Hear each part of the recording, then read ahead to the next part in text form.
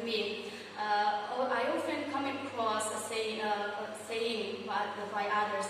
Whenever they ask me questions of what I am to do tomorrow, and of course I will give them a response feedback saying, yeah, if God permits, or if God's will, that's how I will do this and that, I don't know.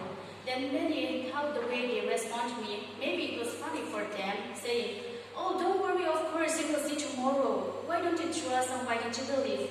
That's the often response I often get from them. Most of the people who ever ask me what I am to do the next day or in my future plan.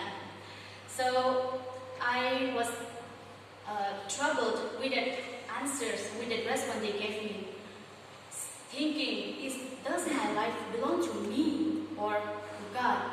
That really troubles me with the questions, many questions sometimes on my bed, and sometimes especially when I sit all alone.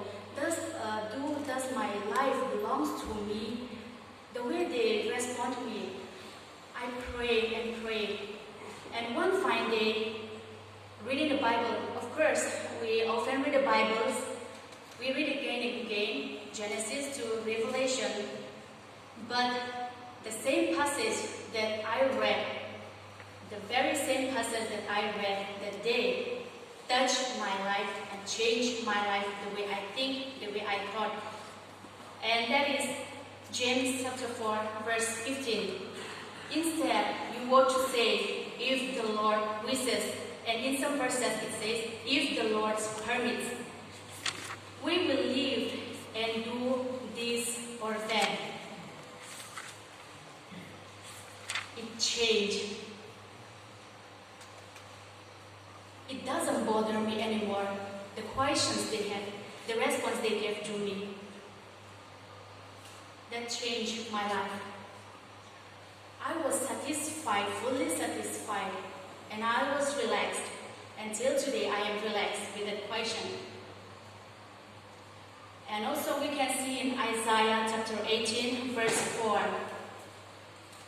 Know that all lives are mine. The life of the parent as well as the life of the child is mine. A proof of my questions to God, who is always with me. My life doesn't belong to me anymore. And after that, again another questions came.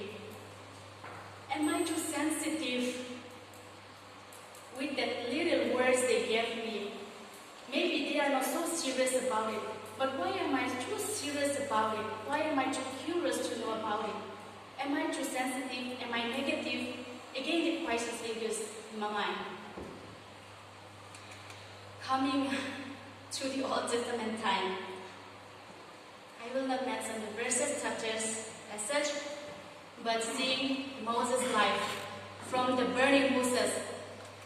When Moses saw the burning bushes, out of curiosity, he approached. The approaching part. But now, that's not possible to approach. Invisibly, we approach God. So, thinking of that, being my sensitive towards other words, bring me back to God. And the God whom we always say that God is a God of jealousy. The words of others whom they find funny was not anymore, because my life doesn't belong to anymore. That I'm so sure that God belongs to my life. I belong to God. He controlled me. Nothing in my life here belongs to me. So, knowing that being sensitive towards what will be good, what will be bad, makes me realize that being sensitive is good. Of course, there will be, a negative way, but the way we take things, it always has something, a value, that's really valuable in our lives. And another point here I bring up is the examine. Do we often examine If not, let us examine. What did I do to others today? What am I doing? Even to myself, what am I doing with my life? We are to ask, or we are to examine our life in order to have a deep relation with God. Maybe we are not praying often, or maybe we are not praying openly all the time, closing our eyes. But even while walking, if we have the questions and if we have that examining mind, of course we are in a relationship with God, which is so valuable and precious. Not possible to buy with money. Not possible to be given by the rich people, but can get by even the poorest of the poor. That is the greatness of our Creator.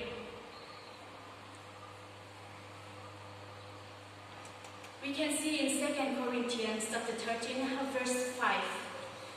Examine yourselves to see whether you are living in faith. Test yourself. Do you not realize that Jesus Christ is in you? When we examine ourselves, caring what not to do, what will be the right and wrong, what to do and not to, that we are already, that shows that we are in God and God is in us. That's where life is. That shows that our life doesn't belong to us anymore, but to our Creator. And again, another questions came. Questions after questions. Curiosity, more and more. With the same questions, of course, you will see tomorrow. Another way it comes around again. Are we taking the advantage of God's goodness towards us?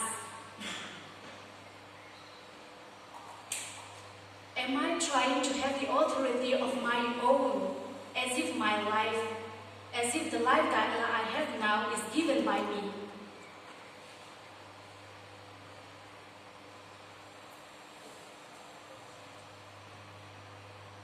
Life is not ours anymore, especially whoever are here.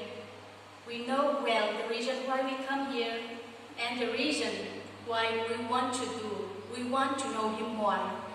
The life which doesn't belong to us. Let us be careful and let us examine ourselves and let us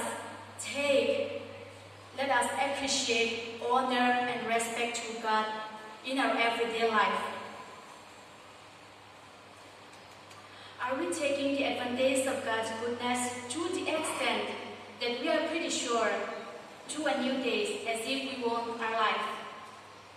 Dear friends, if we are still in the lives of oldness, O-W-N-N-E-S, double S, please let us know our lives are not any longer ours, but it belongs to the one who created us so perfectly in His own images. And let us not forget His goodness towards us, and let us also acknowledge His goodness even in our single words that comes out from our mouth or lips.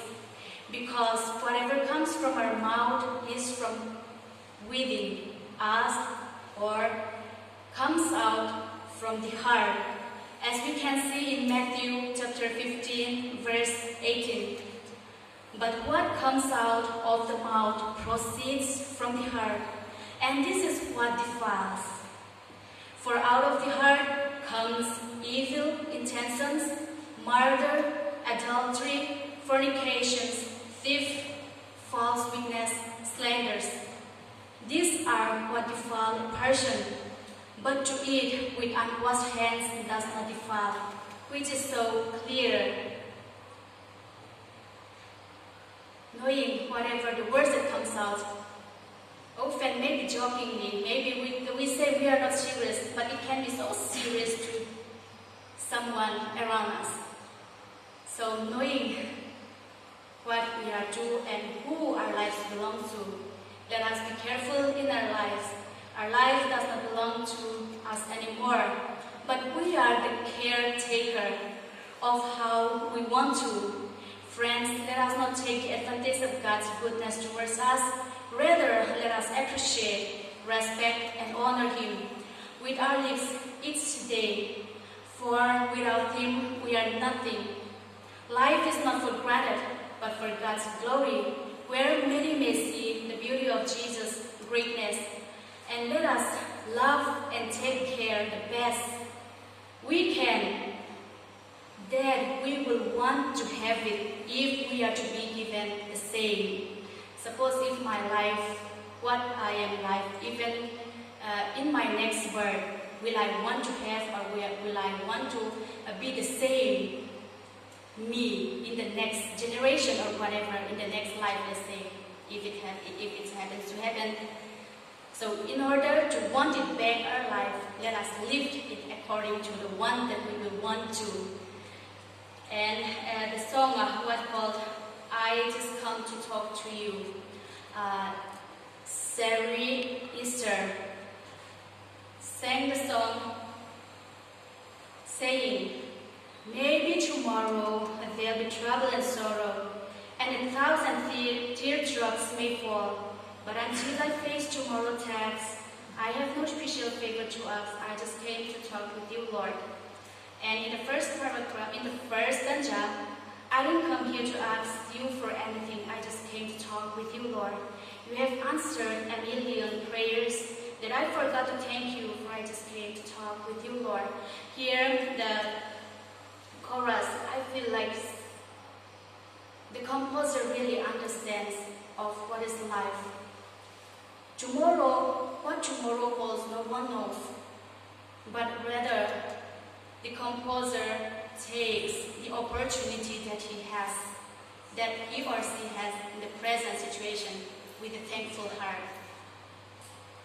Not necessarily to ask, but just to talk to God with a thankful heart. So let us prepare our hearts and mind.